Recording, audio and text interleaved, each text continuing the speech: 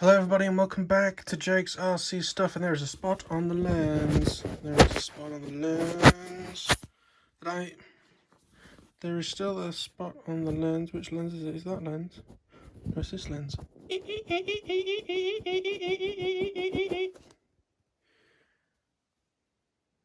Bear with me. Hello everybody and welcome back to Jake's RC Stuff, and yes indeed there is a spot on the lens. I will try and clean it later. I apologise for that, but for now we are here with the FlexJET. Now, if you've been watching my channel at all recently, you will have seen that I had a day of maidens. I wish it was a day full of maidens, Jesus. But a day full of maidens of aeroplanes, where the Sky Hunter and the Dart 250 went very well, and I left this to last because it didn't go very well. It's all in one piece, which is nice, but it made a horrible noise on takeoff and sort of leapt about an inch into the air, and then I let it down again because it sounded awful. Now, I sort of ran this full blast for a few seconds at home, but not for very long, and it was noisy, but I just thought it because it was 8S, but this was like grindy vibration horribleness. So I'm not going to give you a test of it, because if it's forcing itself apart, I don't want to do it anymore just for camera reasons. So I'm going to take this apart, take the thrust tube out, take the fan out, and see if we can see any issues. And clean this dot. On there somewhere. Alright, so I thought I had to take the Aurora out, but I don't. I now have figured out that the connections for the motor are up here, and you have to just feed them through the plastic.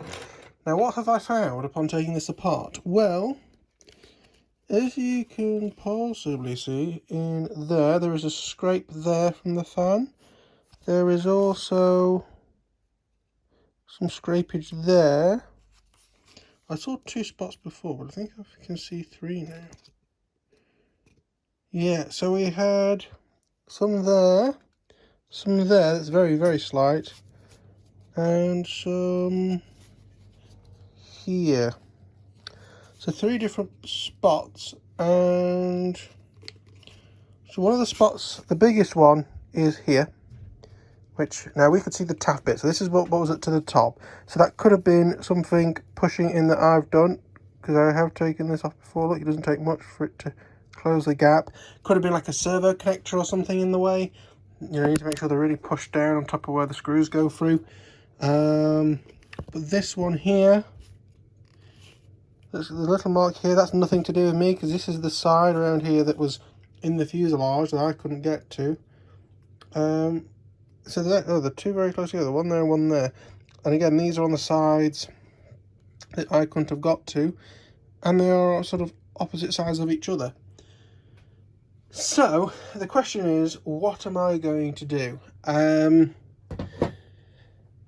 I think, to be honest with you, what I'm going to do is take this fan, this bit off, the blade off, and I'm going to make sure that all the screws holding the motor in are tight, and basically do everything up tight, because you know what Chinese factories are like. Put it back together and pray, basically, and see if it is any better or not. So we will proceed onwards with that and see if it resolves our issue. Okay, so I put it all together as best as I could, because again I couldn't take the majority of it apart.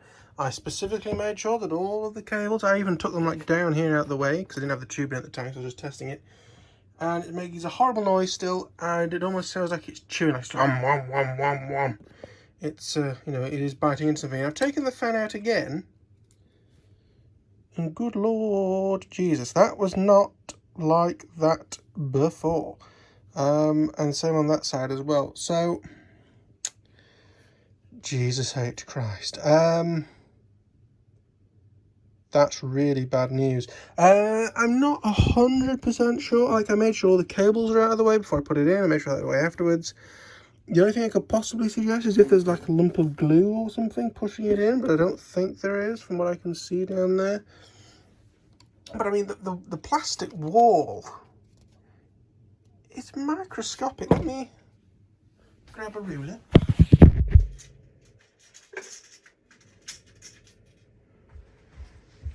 Now, I know you can't really see anything, but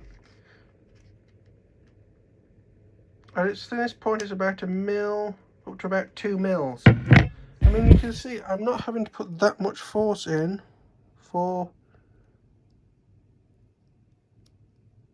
that gap to go away. So pretty much if this fan touches anywhere in that foam, it's going to rub. So what a fucking shame. Just because I've got it out,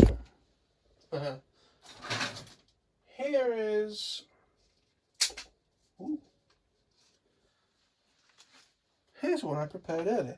Here is the fan unit from my Taft Hobbies ViperJet, which I believe they're both 90mm. Yeah. Come on, don't do this to me. Why you do this to me? Tell you what, have we got the blade as well? Is it a different blade possibly? I'm trying to line these up and it's not working like it should. So look at these two blade designs. They look identical to me. The fan casing looks identical to me. Now this one failed. You can see there is some very similar rubbing on the inside, and the blades have it really bad. The reason why this one ran for a long time in my Taft Hobbies ViperJet, which was my first EDF jet that was decent. And the only thing that's different is that this doesn't have the slot in for the cables. If I show you that, and show you that, there's no holes. And the text is slightly different, but again, it's still Taft Hobby. And it still has the same sort of back to it. So the motor failed in this, and that is why this was 6S, and that is why the fan rubbed on the outside. And I'm looking for a replacement fan unit for that. I'm going to put that back in the box. Then we have this one, which is now rubbed very badly. The one that was in my ViperJet never rubbed. It never ever rubbed on 6S. I think 8S is just too powerful for it, and this motor as well. I don't know what I'm going to do. I'm going to obviously email Premier Aircraft and say, what are you going to do about this? 'Cause it's still in its year's warranty. And see what they come up with. They may have some sort of new design that they've come up with, or they might send me out a new fan unit, but again, I can't take it apart because I can't get this screw off. So they're going to have to send me a hole like this is what I need. Or I know that a lot of people have 8S setups that they put in the ViperJet. So I can see what other people have for that, especially if it's an aluminium one, and get one of those. But it's a shame. It's brand new. It's never actually flown. Technically it flew for about a second, and I put it out the other end of the patch. But that's a real shame. I'm going to put the plane back together. It can go and sit in the shed for a bit while I speak with Premier Aircraft to see what they're going to do. But that's a shame. And as the rain pours down outside, which might be what you can hear in the background, just some sort of thing to finish off. So this is it on the website. It looks a little bit funny because I have a 4K screen, so I've just got it recording like the top left of the screen, so everything looks half sensible. So this is what I have, the FlexJET TV. Looking on their site, a fan on its own is $40, and the motor is $120. Bloody hell. But another thing I noticed when I was looking in there, apologies for the phone going off, I found this, which is for the new Flex Pro. Now what that is it is a normal FlexJET, but it is made of fiberglass. It has the retract sim and the door and the servos for the doors for the retracts, and that's it. Look, recommended. Excuse me, I've just eaten. Completion items. So we have flight battery, receiver battery, servos.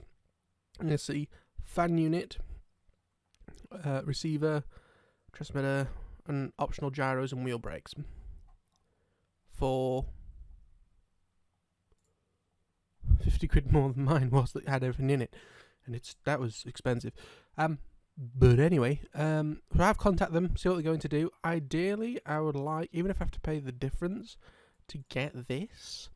I did have a look for that fan, and the closest I could see are these two, which are 1400 kV, whereas the other one is 1500 kV, that's plastic. But I just like the idea of metal, because then it's not gonna, like, I think what's happening is the fan is flexing and touching the outside, but that's not gonna happen if it's made out of aluminium.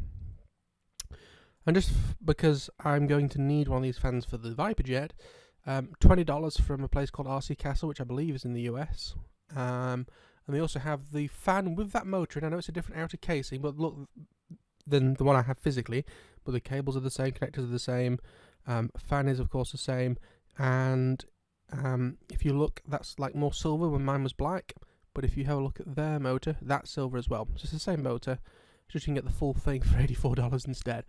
So if they turn around and say, nope, buy it, I'm going to buy this, if they are willing to send me this one if I pay the difference, with like the $100 difference, roughly, that's 120, that's $160. Yes, if they're like, pay $100 and look great to the metal one, and we've tested it, it's roughly the same performance, then I would do that. But if I end up having to order one of these, I'll probably order two, one for the FlexJET and one for the FlexJET. So yeah, again, annoying. I have already sent an email to them, and we'll just see what happens with it. But thank you for watching this video. Like if you like, subscribe if you're new, and comment if you have any questions. And fingers crossed, in a few weeks' time, I have an update video to post. But until then, goodbye.